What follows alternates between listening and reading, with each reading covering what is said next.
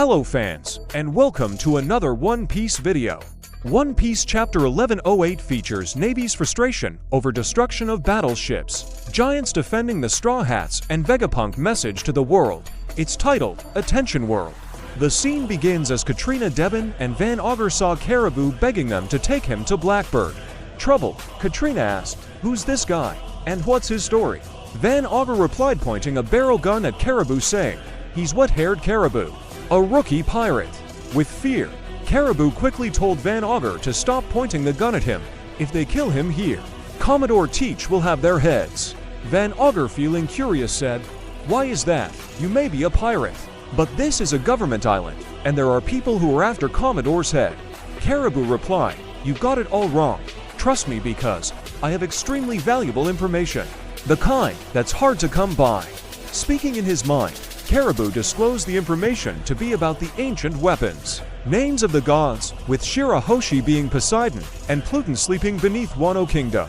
He declares that the only people who know these things are him and the Straw Hats. With these thoughts, Caribou mustered enough courage to confront Catrina, Devon, and Van Augur, saying, "If you bring me to Commodore, I'll surrender that information free of charge, and I'm sure that he'll be pleased." He pressed on to them, "Just take me with you. I know I can be of good use." Meanwhile, the scene shifted to Egghead seashore as Navy battleships were being destroyed one after the other. A command came in to all Navy ships, ordering them to stop fighting the pacifistas. But the Marine soldiers got their hands full, as they couldn't dealt any much damage to the pacifistas. With fear and pain, they complained, "Damn those shields. I never thought we'd learn about the power of special science group like this. It's so overwhelming." Filled with frustration, Vice Admiral Bluegrass declares that there's no way they can cut loose from the pacifistas' grasp without hurting themselves. Vice Admiral Hound replied, "I know this is impossible, but is there any way we can call off the Buster Call for now?" With dreadful anger, one of the Vice Admirals, Guillotine, spoke. "Vegapunk himself gave the authority over the pacifistas to that pirate. There's no way we can stop. After this, there's no doubt he's a rebel scum. We should focus on getting the pacifistas on our side again." Vice Admiral Doberman responded, "That means taking Jewelry Bonnie's head with urgency." He shouted, "All available Vice Admiral, leave your position and hunt for Bonnie. Her current escape route from the center of the Fabrio stratum will lead her to the northeast coast. We must eliminate her immediately." Dashing out, Vice Admiral Tosa replied, "Roger that. I'm already hot on their heels. These fingers will drag Bonnie to hell." Speaking with super confidence in his mind, he declares that his 10-barrel finger gun can rip open an augur. Frankie was shocked, and Bonnie terrified, as Vice Admiral Tosa jumped at them looking furious, angry and scary, about to rip them out of the world. But this was intercepted by Broggy, who dragged him down to the ground and knocked him out. Bonnie, scared to death, shouted, being terrified. Frankie was shocked and said, "Huh, there are giants on this island. Are they enemies too? We are in a hurry, you know." With happiness and joy, Broggy declares that, "We checked the bounty posters to make sure we recognize the new members, but none of you look familiar. Are you researchers?" Dory exclaimed, "We've come to get the Straw Hats." Frankie, filled with questions and curiosity, responded, "What for? Luffy's my captain. Do you have any grudge against him?" Broggy replied, "No, nothing like that. We've only got gratitude for him." Dory added, "We are warriors from Elbaf. If you're friends of Straw Hats, Luffy will do well to protect you and keep you safe." Bonnie, filled with courage, spoke to them, saying, "Luffy, Sanji, and Vegapunk are still back in the island. Please help them too." Broggy replied with joy, "Those names sure bring back memories. Don't worry, we will protect them." Dory was curious about the name Vegapunk, so he said, "He's the one that scholar mentioned, right? Well, we'll go on ahead. The fire is starting to get out of control."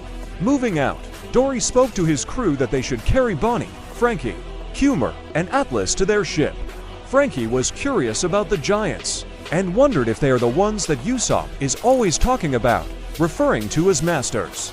Back at the seacoast, Vice Admiral Urban declares that the battle has gone intense. Pomsky replied, "Did they counter the attack, or was it the giants? I'm heading to the island." Bluegrass cheered him on, and decided to continue attacking from the sea. Vice Admiral Dull proclaimed that the ship from the northeast shore is definitely from Elbaf.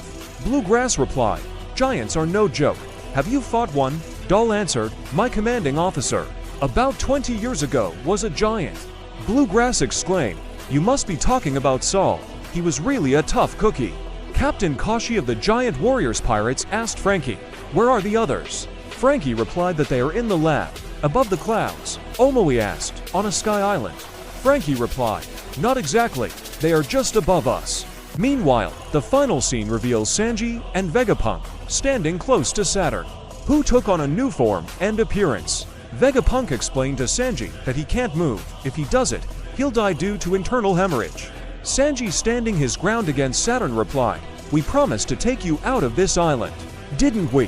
Vegapunk, being sentimental in pain, responded, indeed I ask you guys that, but have made my bed. There are things that I must protect here. I was hoping Bonnie's command over the pacifistas would remain a secret till she's older, but now, she'll be a target for the rest of her life. Please look after her. Sanji observed Saturn and said, looks like he's given up any pretense of looking human. There's a strange look in his eyes. Seems he's completely coated in venom.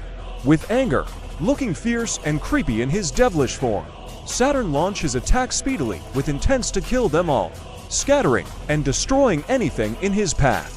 Luffy in his nikish transformation began to dodge all the attacks with ease and laughter.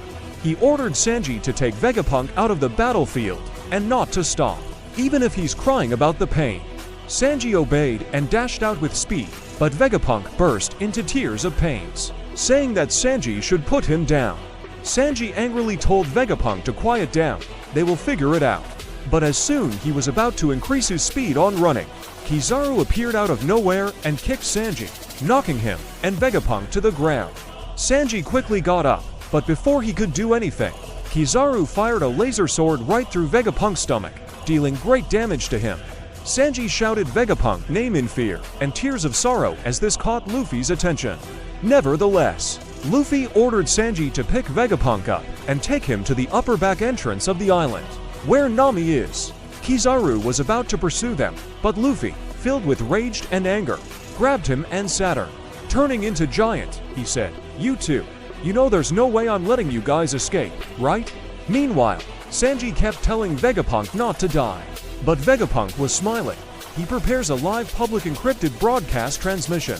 He tested the mic and declares to the world, Air, this is Dr. Vegapunk, the world's greatest and most humble scientific genius. I'm sure that the message will come to you all as a shock, but please, bear with me. What I'm about to tell you is the truth about our world. The chapter ends. Please subscribe to my channel for more videos and visit our website using the link on bio for latest One Piece manga, episodes, and theories.